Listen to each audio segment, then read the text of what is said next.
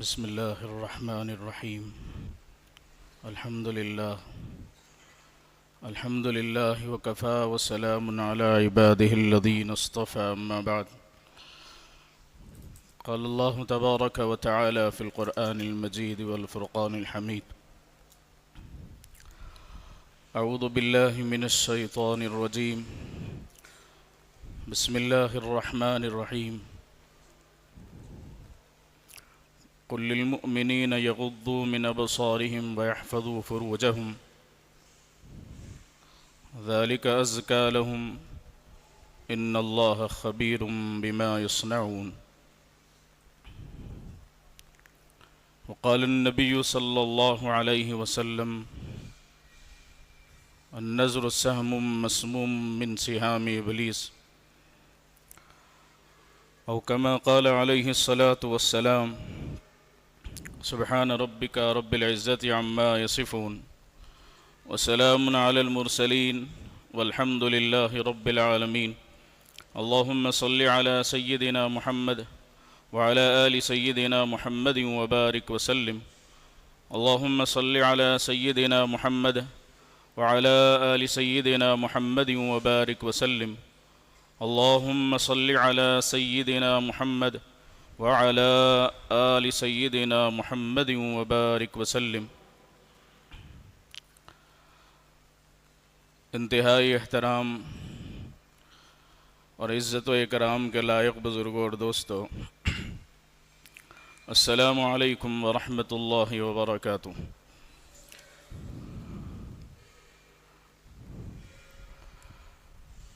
صبح سے آپ حضرات بڑی دل جمعی کے ساتھ اور پورے استقامت کے ساتھ بیانات سن رہے ہیں۔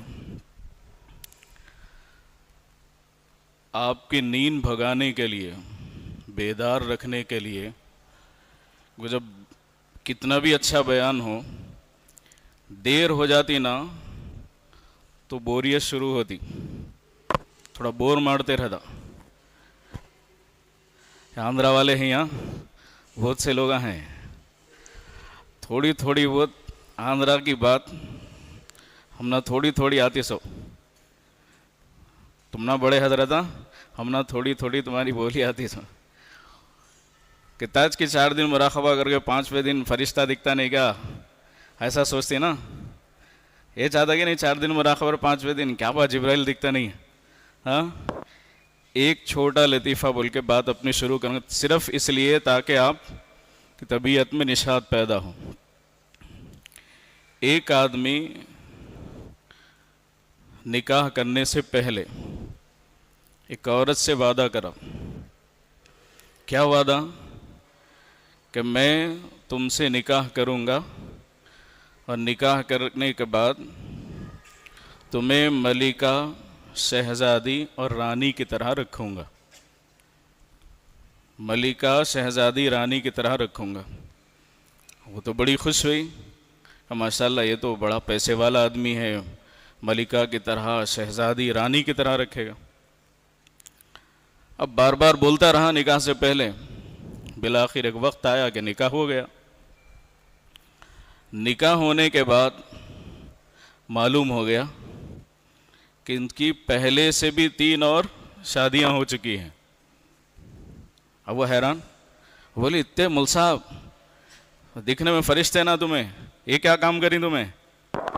فرشتے کے سرگا دکھتے ہیں نا، شادی سے پہلے تم بولی نہیں، 3 پہلے سے نکاح کری تمہیں، وہ تو معلوم ہو گیا۔ تو انہوں نے بولا بھائی میں چھپایا کون سی بات، میں تو بولا ہی تھا تم کو ملکہ، شہزادی، رانی کی طرح رکھوں گا۔ تو میں تو بول رہا 1000 دفعہ میں تو بولا ہی تھا ملکہ، شہزادی، رانی کی طرح رکھوں گا، ہے نہیں؟ تو بہرحال یہ تو بس ویسے ہی ہے تاکہ آپ کے چہرے پہ نشاط آ جائے اور اچھی طرح بات سنیں، مختصر صحیح لیکن از دل خیزت بر دل ریزت، دل سے جو بات نکلتی ہے اثر رکھتی ہے، پر نہیں طاقت پرواز مگر رکھتی ہے۔ بات کو پرانے رہتے لیکن دل پہ جا کے اثر کر دیں، اور اڑنے کی صلاحیت ہے بات کے اندر۔ قرآن مجید کو جو آیت اس عاجز نے پڑھی ہے، فرماتے ہیں اللہ تعالیٰ ارشاد فرماتے ہیں نبی آپ فرما دیجئے. اللہ تعالیٰ خود بھی تو کہہ سکتے تھے. کئی جگہ اللہ نے قرآن میں فرمایا یا ایھا الذین آمنوا استعینوا بالصبر والصلاۃ. اللہ تعالیٰ خود فرما سکتے تھے لیکن نبی سے کہلوایا اس لیے کہ مقام شرم و حیا کا ہے. تو آپ نے اللہ نے خود نہیں فرمایا, اپنے نبی سے کہلوایا اے نبی آپ کہہ دیجئے مسلمانوں سے, ان سے جو ہم پہ ایمان لانے والے ہیں, جو اللہ اور اس کے رسول سے محبت کرنے والے ہیں, جو اللہ کے ذکر میں رہنے والے ہیں, ان سے کہیے کہ اپنی نگاہیں نیچی رکھے. یہ سب سے بڑا فتنہ ہے اور ولایت کا کہ ملنے میں سب سے بڑی رکاوٹ یہی بد نظری اور بد نگاہی کا مسئلہ ہے. اچھے اچھے دیندار لوگ بھی بد نگاہی میں مبتلا ہیں, بد نظری کے گناہ میں مبتلا ہیں. قرآن نے کہا یغضوا من ابصارہم, یہ نہیں کہا کہ عورتوں سے نگاہ بچاؤ, بلکہ کہا نگاہیں نیچی رکھو. نیچے کچھ نہیں ہے, نہ بلڈنگ ہے, نہ کاریں ہیں, نہ بہاریں ہیں, نہ عورتیں ہیں, نہ مرد ہے, کچھ نہیں ہے, بس زمین پہ نگاہ رکھو تو ہر فتنے سے محفوظ ہو جائیں گے. اس سے پھر ہوگا کیا؟ جو بد نظری کرتے ہیں اس کا وبال دیکھے کس کس طریقے پہ ہوتا ہے. دنیا میں سب سے پہلا قتل ہوا دنیا میں, وہ قابیل نے حابیل کو قتل کیا تھا. وجہ وہی نظر پڑی تھی حابیل کی بہن پہ, اور بری نظر پڑی, بالآخر قابیل نے حابیل کو قتل کر دیا. قتل تک بات پہنچ گئی کس گناہ کی وجہ سے؟ بد نظری کی وجہ سے, بد نگاہی کی وجہ سے. یہ انسان کی جو دو آنکھیں ہیں صرف آنکھیں نہیں ہیں, یہ فتنہ برپا کرنے کا بہت بڑا ذریعہ ہے. صرف یہ دو آنکھیں, دو سوراخ نہیں ہیں, کئی گناہوں کا ذریعہ ہے یہی دو آنکھیں اگر غلط استعمال کی جائے. اب ہوتا کیا ہے, جب کسی غیر عورت پہ نگاہ پڑ جائے, ایک نگاہ پڑ جانا معاف ہے, ڈالنا معاف نہیں ہے. پڑ جانا معاف ہے, وہ ایک ہی نگاہ میں پورا کھینچ لینا نہیں, ہاں وہ بھی غلط ہے. ایک ہی بار پڑے سو شریعت معاف بولی, وہ ایک بھی پورا نیچے سے اوپر تک کھینچ لینا نہیں, وہ بھی گناہ. پھر ایسا نہیں کہ پورا کا پورا کھینچ لے گا, پورا اتار لے گا جو اس میں اندر رکھ لی, وہ گناہ. وہ اتار لینا نہیں ہے, ایک بار خالی نظر پڑ جائے تو معاف ہے, ڈالنا گناہ ہے. اور ایک ہی نگاہ کو دیر تک دیکھتے رہنا پھر وہ گناہ کی بات ہے. پھر وہ کیا ہے, ملتا کیا ہے؟ شاعر نے کیا کہا, نہ ملنا ہے نہ ملانا ہے, فقط دل کو جلانا ہے. کچھ نہیں ملتا. حضرت مولانا عاقل صاحب علیہ رحمہ فرماتے تھے بد نظری کرنے والے کی مثال ایسی ہے جیسے مٹھائی کی دکان پہ جا کے ٹھہرا, خالی دیکھتے جا رہا, دودھ پیڑا دیکھا, واہ کتنا اچھا ہے, جلیبی دیکھے والا کتنی اچھی ہے, لڈو دیکھ کے والا کتنا اچھا ہے, ہاں اجمیری خلاقند دیکھ کے ربا کتنا اچھا ہے, خالی اتنا ہی منہ میں پانی آ رہا, چلے آ رہا اتنا ہی, اور ہائی کچھ نہیں. یہ خالی خولی کی مصیبت, خالی کی پریشانی ہے, خالی سوچ کی پریشانی ہے. اس کا نتیجہ کیا ہے؟ انسان اس دنیا میں نماز پڑھنے والا, تہجد پڑھنے والا, قرآن پڑھنے والا, ذکر کرنے والا, واللہ تنہائی کے گناہ میں مبتلا ہو جاتا ہے. اور تنہائی کے گناہ کی وجہ سے انسان کو ذکر میں کبھی لذت نہیں آ سکتی ہے.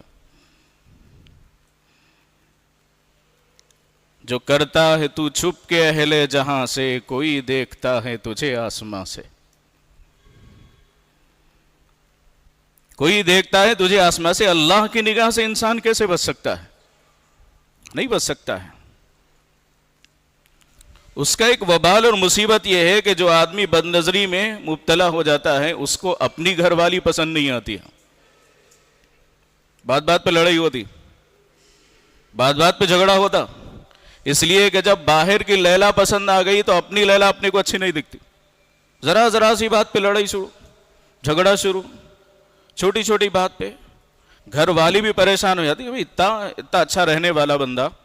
آج کل کیا ہو گیا، آج کل ہوا یہ کہ دماغ میں جب دوسری عورت سوار ہے تو اپنی بیوی اچھی نہیں لگتی ہے، حسین سے حسین عورت، خوبصورت سے خوبصورت ترین بیوی بھی اچھی نہیں لگتی ہے، اس لیے کہ جب دوسری کا چہرہ، اس کی صورت، اس کی شکل جب دماغ میں بیٹھ جاتی ہے تو پھر اپنی بیوی حور پری بھی ہو تو اچھی نہیں لگتی۔ کیوں جھگڑا ہوتا ہے؟ کسی کی ناک پسند آئی، کسی کے گال پسند آ گئے، کسی کے بال پسند آ گئے، کسی کی چال پسند آ گئی، یہ سب دماغوں میں غلاظت اور گندگی بھر گئی نا، تو پھر اپنی بیوی میں ہر برائی نظر آتی ہے۔ اب پھر اچھا خاصا دیندار آدمی، 5 وقت کا نمازی، لیکن اپنی بیوی سے تعلق درست نہیں ہوتا ہے۔ کیوں لڑائی جھگڑا ہوتا ہے؟ اس لیے کہ دوسرے کسی کا بھوت سوار ہوا ہے۔ یا ہم اجتماع میں آئے، واقعتاً کتنے لوگ ایسے ہوں گے جو ہمارے آنے کے وقت میں ہماری بیوی ہم سے ناراض ہے، لڑ کے نہیں آئے؟ کتنے لوگ ایسے ہوں گے لڑ جھگڑ کے آ گئے اور پھر دیندار بننے کے لیے آئے ہیں، دین اپنے اندر اتارنے کے لیے آئے ہیں۔ یہ اصلاح تو یہی کرانا ہے، یہی بات تو بتانی ہے کہ انسان جو ظاہر میں دکھتا ہے باطن میں بھی ویسے بن جائے۔ پھر وہ بد نظری کی مصیبت یہ ہے کہ خیالی محبوب کی صورت ذہن میں بیٹھ جاتی ہے، پھر کئی گھنٹوں اس کے ساتھ انسان گزار دیتا ہے اسی شکل صورت کے ساتھ۔ کیوں؟ اس لیے کہ اس میں کوئی بدنامی نہیں ہے۔ خیالی محبوب کی جو شکل صورت ذہن میں ہے اس میں کوئی بدنامی نہیں ہے، کون بدنام کرے گا؟ چلتی ہوئی عورت کو دیکھنے میں بڑی بدنامی ہے، دیکھنے سے انسان کو ڈر بھی لگتا ہے کہ بھائی کیسے دیکھیں، کوئی آدمی دیکھ لے گا تو کیا ہوگا، کوئی آدمی دیکھ لے گا تو کیا سمجھے گا کہ بھئی اتنا نیک آدمی ایسی برائی کرتے ہوئے پھر رہا ہے، بدنگاہی کرتے ہوئے پھر رہا ہے۔ لیکن جو دماغ میں خیالی محبوب بسا ہوا ہے وہ سب سے بڑا گناہ ہے کہ انسان گھنٹوں اس کے بارے میں سوچتا رہتا ہے اور سارا کا سارا وقت گناہ میں گزر جاتا ہے۔ طبرانی کی روایت ہے، جو آدمی بد نظری میں مبتلا ہو جاتا ہے اللہ تعالیٰ اس کی صورت کو بے رونق کر دیتے ہیں، لعنت ٹپکتی ہے اس بندے کے چہرے پر جو اس گناہ کے اندر مبتلا ہو جاتا ہے، بے چینی ہو جاتی ہے۔ ہوتا کیا ہے اس میں؟ بے چینی ہے۔ کتنوں کو انسان ساتھ میں رکھ سکتا ہے، کتنوں سے نکاح کر سکتا ہے، کتنوں کو سنبھال سکتا ہے، کچھ بھی نہیں کر سکتا ہے۔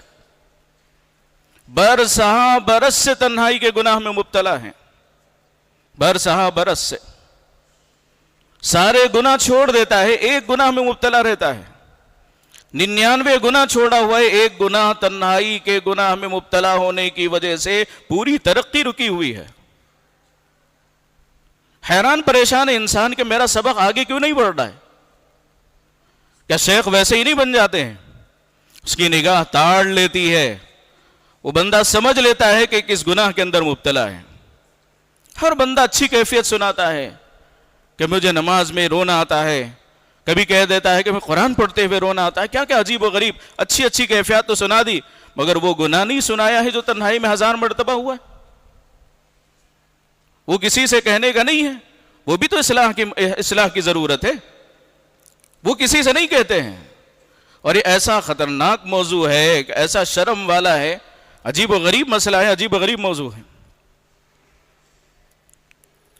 آج کل تو پھر انٹرنیٹ کی دنیا نے دینداروں کی نگاہوں کو آوارہ کر دیا ہے، آوارہ کر دیا ہے۔ سب پریشان ہیں اندر ہی اندر، ایک عجیب سی بے چینی ہو گئی کہ اللہ یہ کیا مصیبت ہے، میں اتنا اچھا آدمی ہوں، میرے اخلاق بھی اچھے ہیں، میں نماز کا بھی پابند ہوں، سب کچھ تو کر لے رہا ہوں، مگر یہ کیا مصیبت ہے کہ اللہ یہ گناہ نہیں چھوڑتا ہے، مجھ سے یہ گناہ نہیں جاتا ہے، یہ گناہ نہیں چھوڑتا ہے، اور اس کے لیے پریشان بھی ہے۔ لیکن محنت اس کے چھوڑنے کی نہیں کر رہے ہیں. کتنی بھی حسین ترین عورت ہو، اس کے اندر رکھا کیا ہے؟ ذرا انسان غور کر کے دیکھے تو اس عورت کی حسین ترین عورت ہو، مس ورلڈ سمجھو، اس کے اندر کیا ہے؟ کیا پیٹ چاک کر کے دیکھو، گندگی ہے. ذرا سا جلد ہٹا دو، خون کی ندیاں ہیں اور خوب گندگی سے بھری ہوئی ذات ہے. کیا انسان اس پہ مر رہا ہے؟ کیا اس پہ جان دے رہا ہے؟ کیا اس کے لیے اپنی شریک حیات سے لڑ رہا ہے؟ کیوں اس کے لیے اپنی جان مال کو کھپا دے رہا ہے؟ کتنے لوگوں کو کام کرنے کو طبیعت نہیں چاہتی، کام میں دل نہیں لگتا ہے. اچھا خاصا آدمی، دکان چلانے والا، فیکٹری چلانے والا، اپنا کام کاروبار کرنے والا آدمی کو کام میں دل نہیں لگتا ہے. کیوں اس لیے دل نہیں لگتا ہے کہ اللہ نے اس گناہ کا عذاب اس پہ نازل کیا ہوا ہے. اس گناہ کا عذاب اسے ہو رہا ہے، اور عذاب کی حالت میں انسان کو سکون کیسے مل سکتا ہے؟ اسے سکون نہیں ملے گا، بے چین رہے گی طبیعت. جب بد نگاہی ہوتی ہے انسان کے دل میں یہی تو خیال ہوتا ہے کہ کبھی مل جائیں، کبھی ملاقات کریں، کبھی فون کریں، میسج کرے، ادھر سے میسج آئے، میرا میسج جائے، وہ اس کے لیے راضی ہو جائے. گناہ کرنے میں تو بڑی ایک عجیب طرح کی بے چینی ہے، اور اس کے لیے تو جتن کرنے پڑتے ہیں. حافظ ابن قیم رحمۃ اللہ علیہ فرماتے ہیں، نگاہ بچانا آسان ہے، نگاہ لڑانے کے بعد پھر اس پر صبر کرنا انتہائی مشکل کام. نگاہ بچانا آسان ہے، جب نگاہ انسان کی بچ جائے، اس کی کسی بھی عورت کی شکل صورت اگر ہمارے ذہن میں نہ آئے تو کچھ نہیں ہوگا، تھوڑی دیر کے لیے تکلیف ہوگی. لیکن شکل صورت اگر ذہن میں بیٹھ جائے، اس سے بڑی بے چینی کبھی نہیں ہو سکتی. کیا انسان کر سکتا ہے؟ کچھ حاصل تو نہیں کرے گا، اور اس کو حاصل بھی نہیں، حاصل نہ کرنے کی ایک بے چینی، نہ ملنے کی ایک بے چینی، اور پھر حاصل کرنے کے لیے کوششیں کرنے کی عجیب بے چینی ہے. عجیب سا گناہ ہے. اور بھائی سب سے بڑی بات یہ ہے، چلتی پھرتی عورت کے مقابلے میں تصویر کا گناہ تو اس سے بھی زیادہ ہے. چلتی پھرتی عورت کو دیکھ لینا پھر بھی انسان بچ جاتا ہے، لیکن جو تصویر ہوتی ہے وہ تصویر کو انسان باریکی سے دیکھ لیتا ہے، اور وہاں پکڑ کا کوئی شکل و صورت نہیں ہے. یہی تو انسان سمجھے گا یہاں کون پکڑ کرنے والا ہے. شاعر نے کیا کہا؟ تجھ سے بھی زیادہ نرالی بات تیری تصویر میں ہے. تجھ سے بھی زیادہ نرالی بات تیری تصویر میں ہے. چاہے جتنے بوسے لو، نہ جھڑکی ہے نہ گالی ہے. عورت کی ذات جھڑک سکتی ہے. چھوڑو جی، کیا ہے چپ چپ کے، یہ کام ہے کہ دوسرا ہے نہیں تمہارا،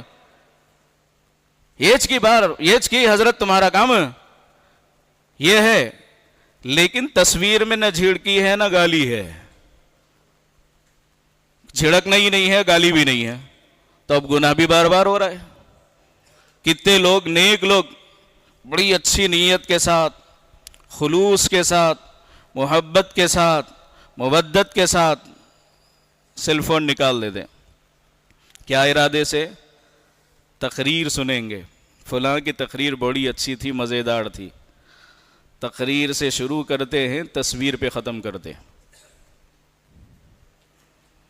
تقریر پہ شروع کی اور بات کہاں ختم ہوئی؟ تصویر پہ جا کے ختم ہوئی. پھر گناہ کا احساس ہوا، اللہ پھر سے گناہ ہو گیا ہے. یا اللہ میں نے صبح میں توبہ کی تھی، تہجد پڑھ کے توبہ کی تھی کہ اللہ آج کے بعد سے یہ گناہ نہیں کروں گا، یہ گناہ نہیں کروں گا. توبہ کی تھی اللہ کے سامنے. کتنے لوگ ہیں صبح میں توبہ کی اور 2-4 گھنٹے کے بعد وہ توبہ ٹوٹتی ہوئی اپنی نگاہوں سے دیکھ لیتے ہیں. نہ قرآن پڑھنے میں مزہ ہے، نہ نماز پڑھنے میں مزہ ہے، کسی چیز میں مزہ ہی نہیں آ رہا ہے، اس لیے کہ اللہ تعالیٰ نے اس گناہ کی وجہ سے حلاوت ختم کر دی ہے۔ حدیث میں آیا، اللہ کے نبی صلی اللہ علیہ وسلم نے فرمایا، من ترکها مخافتا من اللہ ابدلتہ ایمانا یجد حلاوتہ فی قلبہ، کہا جو اللہ کے ڈر کی وجہ سے بد نظری کر سکتا تھا مگر چھوڑ دے، اللہ تعالیٰ اس کے دل میں ایسا ایمان پیدا کریں گے جس کی وہ لذت اپنے دل کے اندر محسوس کرے گا۔ جب لذتیں آئیں گی اور پھر انسان کو واقعتاً اگر ذکر کا مزہ اور اللہ اللہ کا مزہ آ جائے تو پھر عورت کی اور کسی بھی حسین عورت کی جتنی برائیاں سب آنکھوں کے سامنے نظر آئیں گے۔ جب تک شیطان بد سے بدتر عورت کو حسین ترین بنا کے پیش کر دیتا، استشرفہ شیطان، اچھی صورت بنا کے پیش کر دیتا، کالی کلوٹی بھی اگر ہے تو اس کی ایک چال پیش کر دیتا، ہے تو کالی مگر بہت اچھا چلتی ہے، آؤ کیا بات ہے۔ اپنی بیوی خوبصورت بھی ہے تو کیا دل میں بات ہے، خوب ہوں گی با مگر اچھا نہیں چلتی انہیں، چلتی اچھا نہیں انہیں، یعنی کیا چلتی ہے، ادائیں ہیں، کیا نازک ہے، ہاں یہ سب کیا ہے، شیطان ورغلا دیتا ہے، بہکا دیتا ہے اور یہ گناہ کرا دیتا ہے۔ حضرت شاہ حکیم اختر صاحب علیہ الرحمہ فرماتے ہیں، ایک مدت تک انسان کو گناہ کا جذبہ ہوتا ہے مگر عمر گزرتے گزرتے ہوتا کیا ہے، کمر جھک کے مثل کمانی ہوئی، کمر جھک کے مثل کمانی ہوئی، یعنی کمان کو کمانی شیر کے وزن کے طور پہ لائے ہیں، کمر جھک کے مثل کمانی ہوئی، کوئی دادا ہوا کوئی دادی ہوئی، بس اتنا ہی سے چند سال کی بات ہے، اس کے بعد کچھ بھی نہیں ہے، کمر جھک کے مثل کمانی ہوئی، کوئی دادا ہوا کوئی دادی ہوئی، نہ گال میں وہ حلاوت ہے نہ چال میں وہ علامت ہے، کچھ بھی نہیں ہے، یہ دھوکہ ہے صرف۔ اور اللہ نہ کرے کہ دنیا دار دنیا کی وجہ سے دوزخ میں جائیں گے، ڈر لگتا ہے کہ دیندار موبائل کی وجہ سے دوزخ میں جائیں گے۔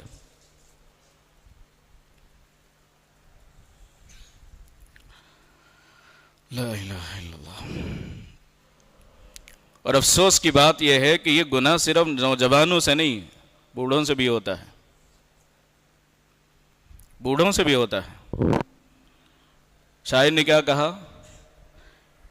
شاعر نے کہا کہ گو ہاتھ میں جنبش نہیں مگر آنکھوں میں تو دم ہے، گناہ کرنے کی طاقت نہیں ہے، آنکھوں میں دم ہے، خالی دیکھنے کا، دیکھنے کی طاقت ہے، تو ہاتھوں میں گو جنبش نہیں مگر آنکھوں میں تو دم ہے، آنکھ سے تو گناہ کر رہا ہے، آنکھ سے تو زنا ہو رہا ہے، اور گھنٹوں زنا ہو جاتا ہے۔ جب بدن میں گناہ کی طاقت نہیں ہے تو آنکھوں سے گھنٹوں گھنٹوں گناہ ہو جائے گا، وہ بھی محفوظ نہیں ہے۔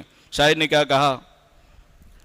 پیری تمام ذکر جوانی میں کٹ گئی، پیری یعنی بڑھاپا، بوڑھے لوگوں کہتے ہیں پیری تمام ذکر جوانی میں کٹ گئی، کیا رات تھی کہ ایک کہانی میں کٹ گئی، یعنی اب افسوس کر رہا، اتنا جلدی بڑھاپا آ گیا، کل تک اس تو میں جوان تھا، اتنے میں بوڑھا ہو گیا، میں بالاں سفید ہو گئی، گھٹنوں میں درد، چلنے نہیں آتا منجے، یہ کیا اتنا جلدی ہو گیا؟ کہانی ایک رات میں، کیا رات تھی ایک کہانی میں کٹ گئی، عہد پیری میں جوانی کے امنگ، آہ کس وقت میں کیا یاد آیا ہے۔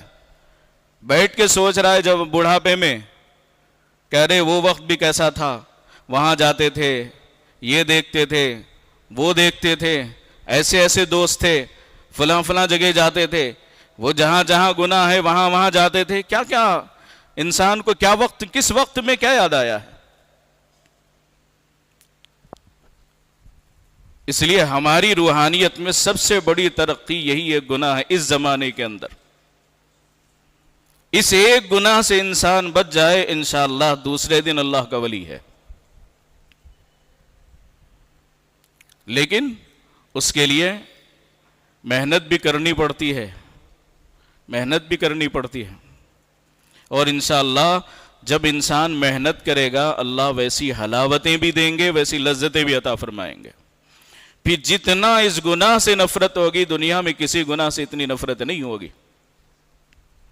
حضرت سلیمان بن یسار رحمۃ اللہ علیہ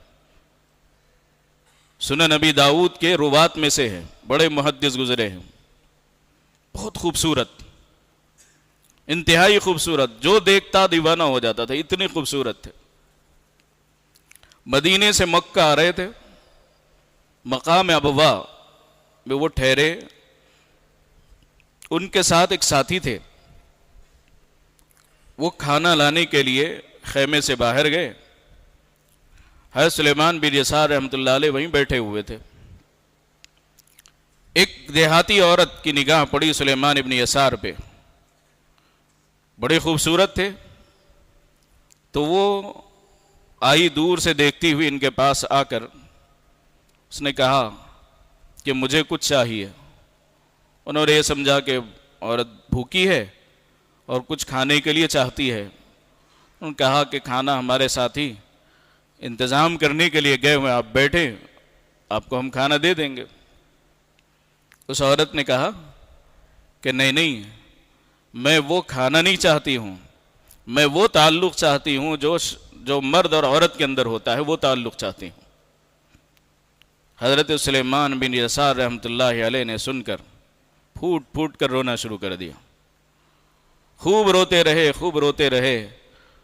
جب اس عورت نے دیکھا ان کا رونا تو وہ شرمندہ ہو گئی اور وہاں سے چلی گئی۔ اتنے میں وہ ساتھی جو سلیمان ابن یسار کے ہیں وہ آئے، ان کی آنکھیں سرخ تھی رونے کی وجہ سے، تو ان سے کہا کہ حضرت کیا ہوا؟ کہا کہ یہ ایسا واقعہ پیش آیا۔ تو ان ساتھی نے کہا حضرت آپ تو بچ گئے، اگر آپ کی جگہ میں ہوتا تو گناہ کر لیتا۔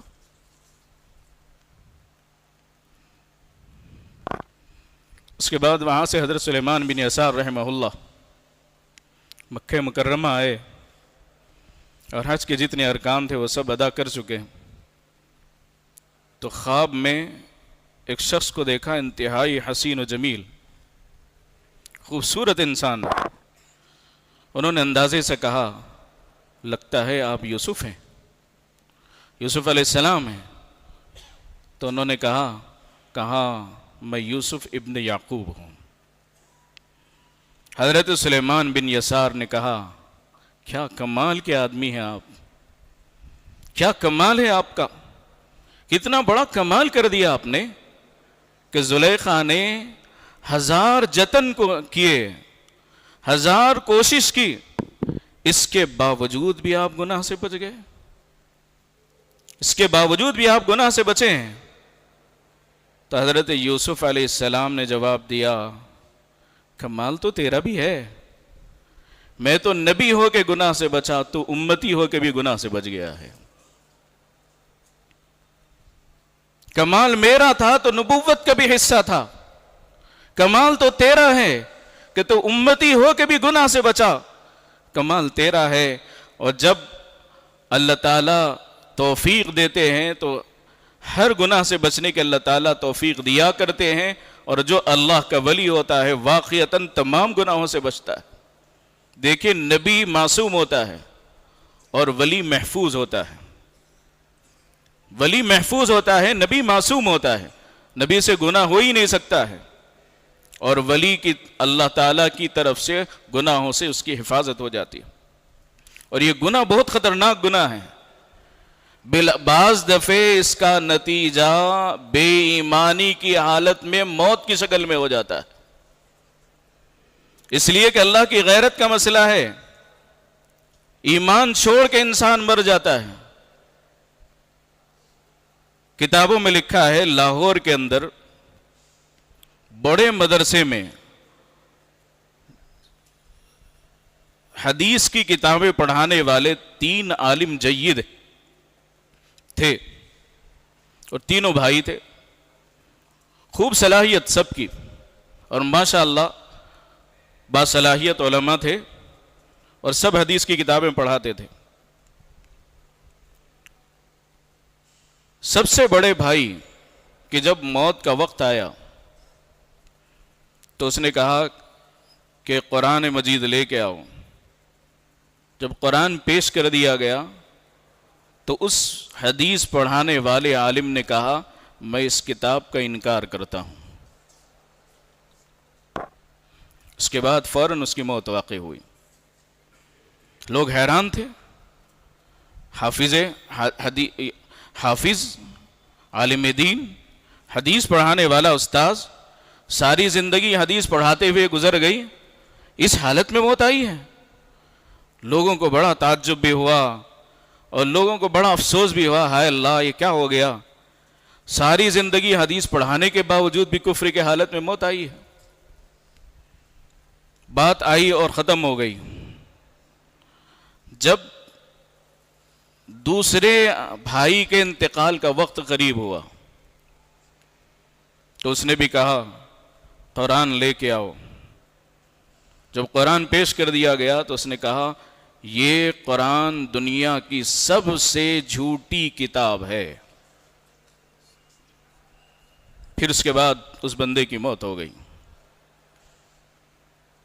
دونوں کا انتقال ہوا تو جو سب سے چھوٹا بھائی ہے اس کو بہت فکر ہوئی کہ یا اللہ ان کی موت تو ایسی ہوئی ہے، پتہ نہیں میری کیسی موت ہوگی۔ اللہ کے سامنے خوب رویا، وہ بندہ خوب روتا رہا اور روتے روتے آنکھ لگی اور خواب میں میرے اور آپ کے آقا سیدنا محمد الرسول اللہ صلی اللہ علیہ وسلم کی زیارت ہوئی اور حضرت نبی پاک صلی اللہ علیہ وسلم نے اس سے پوچھا کہ کیا ہوا؟ تو اس بندے نے کہا کہ میرے دونوں بھائی جو حدیث پڑھانے والے تھے ان کی موت کفر کی حالت میں ہوئی، اس لیے میں رو رہا ہوں۔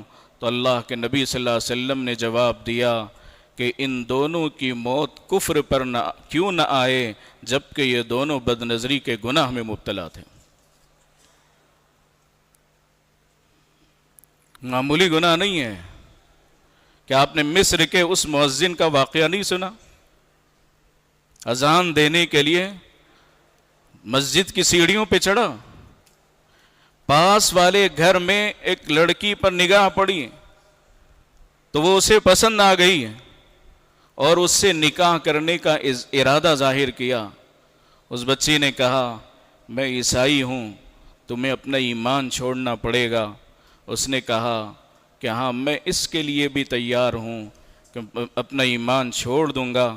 کیا عجیب بات ہے، مسجد کی سیڑھیاں چڑھتے ہوئے مومن تھا، اترتے ہوئے کافر ہو گیا۔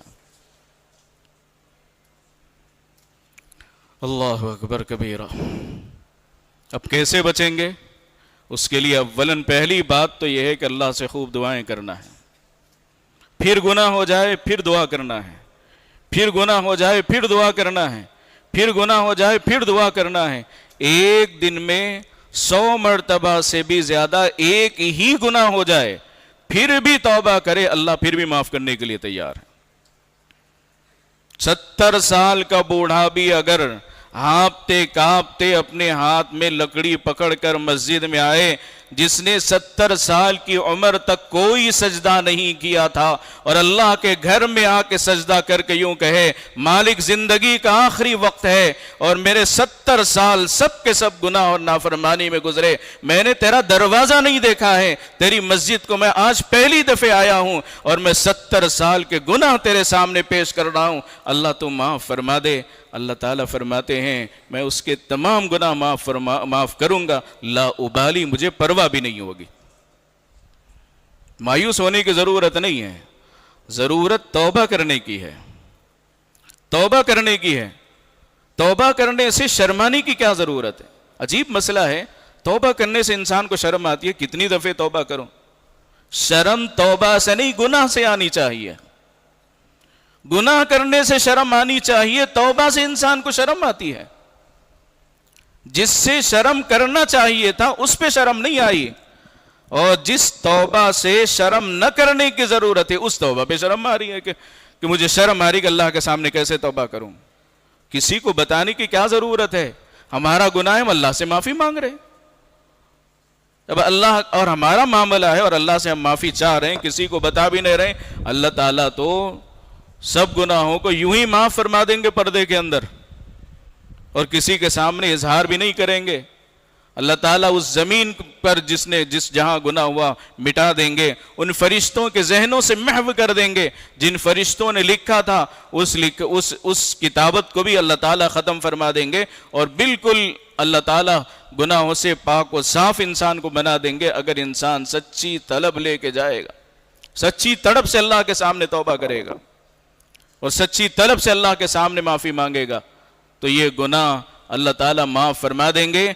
1-2 سال نہیں، مرتے دم تک بھی اگر گناہ کرتا رہا، توبہ کرتا رہا، گناہ کرتا رہا، توبہ کرتا رہا، گناہ کرتا رہا، توبہ کرتا رہا، اللہ تعالیٰ فرماتے ہیں اس بندے کو ان بندوں میں شامل کر دو جو بندے گناہ نہیں کرنے والے ہیں، اس لیے کہ یہ اپنی توبہ پہ استقامت کرنے والا تھا، تو اس کا مطلب یہ ہے اس بندے کا ارادہ کبھی گناہ کرنے کا نہیں تھا، تو ان بندوں میں شامل کرو جن بندوں نے گناہ نہیں کیا ہے۔ اللہ کرے کہ اللہ تعالی ہمیں تمام گناہوں سے اللہ تعالی ہماری حفاظت فرما لے، اور خصوصاً اس بد نظری والے گناہ سے اللہ ہم سب کی حفاظت فرماوے۔ وآخر دعوانا الحمد للہ رب العالمین۔